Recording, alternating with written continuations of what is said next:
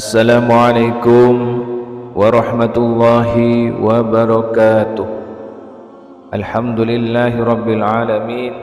Kita bisa berjumpa lagi di channel ini.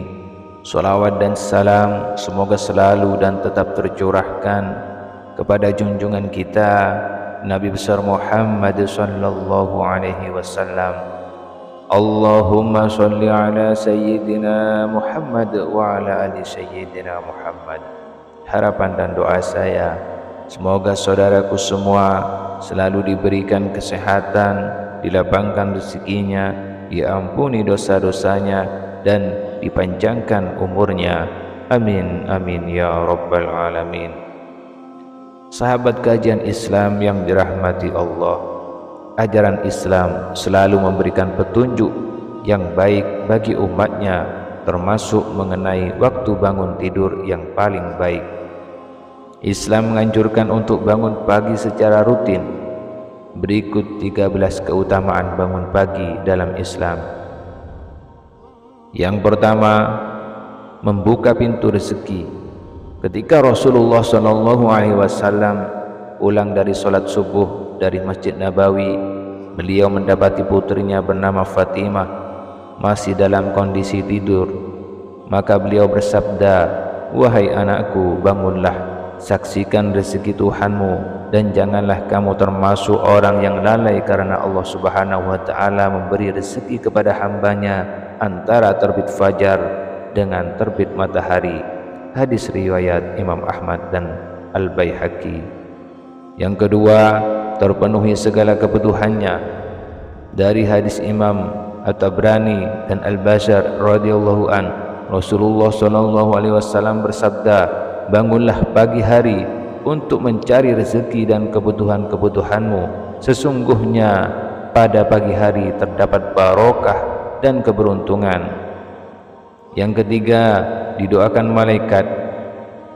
Nabi Muhammad SAW bersabda, "Dan para malaikat malam dan malaikat siang berkumpul pada sholat fajar atau sholat subuh."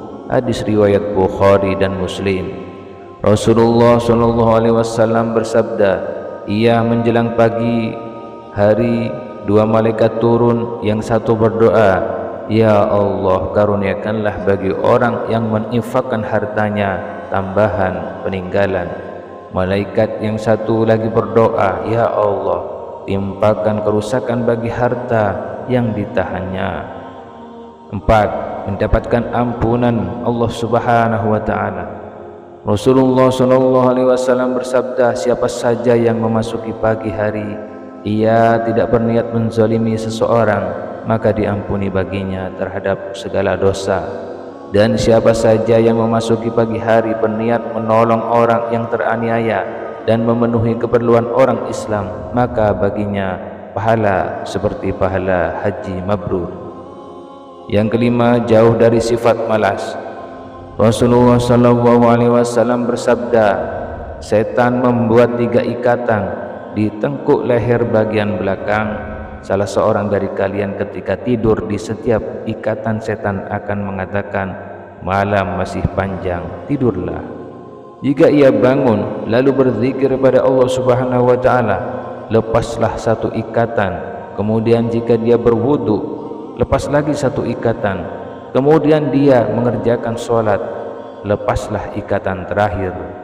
Di pagi hari dia akan bersemangat dan bergembira. Jika tidak melakukan seperti ini, dia tidak ceria dan menjadi malas." Hadis riwayat Bukhari dan Muslim.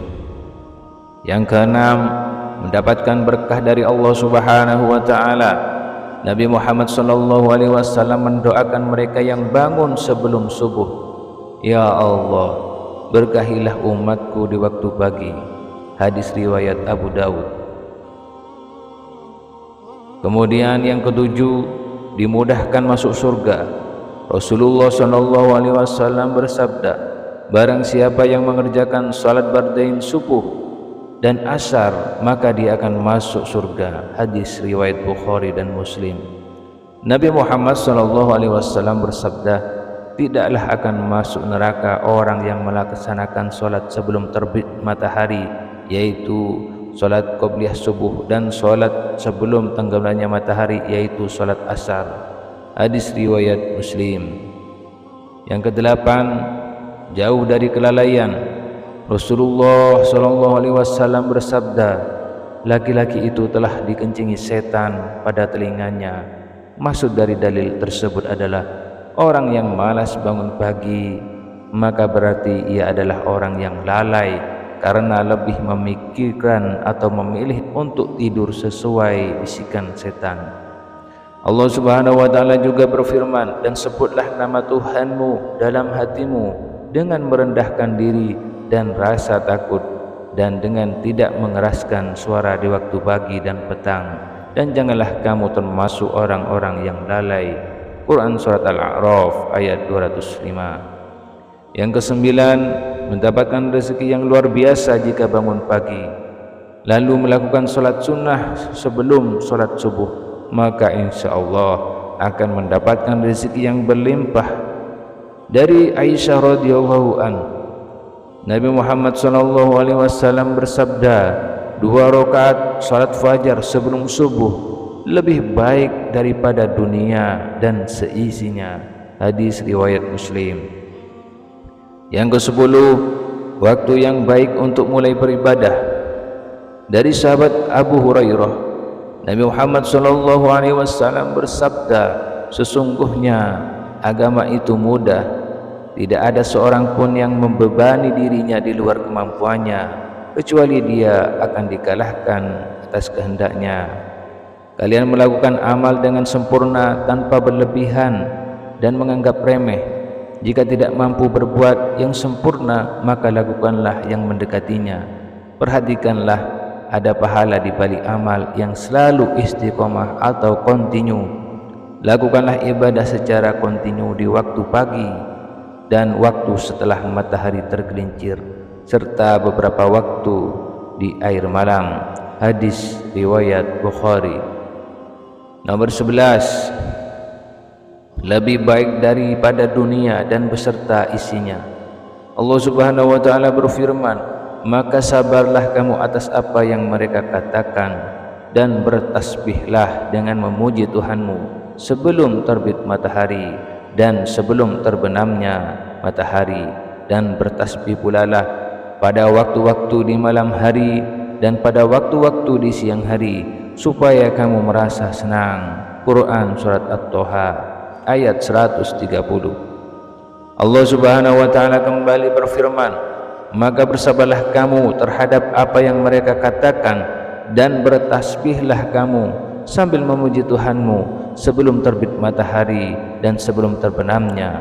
Quran Surat Qaf ayat 39. Yang ke-12, mendapatkan perlindungan dari Allah Subhanahu wa taala. Rasulullah SAW bersabda, barang siapa yang menunaikan solat subuh, maka ia berada dalam jaminan Allah. Maka jangan coba-coba membuat Allah membuktikan janjinya. Barang siapa yang membunuh orang menunaikan solat subuh, Allah akan menuntutnya sehingga ia akan membenamkan mukanya ke dalam neraka. Hadis riwayat Muslim. Yang ke-13, bisa melihat Allah Subhanahu wa taala di hari akhir. Dari Jarir bin Abdullah radhiyallahu an, kami sedang duduk bersama Rasulullah SAW. Ketika melihat bulan purnama, beliau berkata, sungguh kalian akan melihat Rabb kalian sebagaimana kalian melihat bulan yang tidak terhalang dalam melihatnya. Apabila kamu mampu, janganlah kalian menyerah dalam melakukan solat sebelum terbit matahari dan solat sebelum terbenam matahari. Lakukanlah. Hadis riwayat Bukhari dan Muslim. Sahabat beriman yang dirahmati Allah, demikianlah video yang dapat kami sampaikan.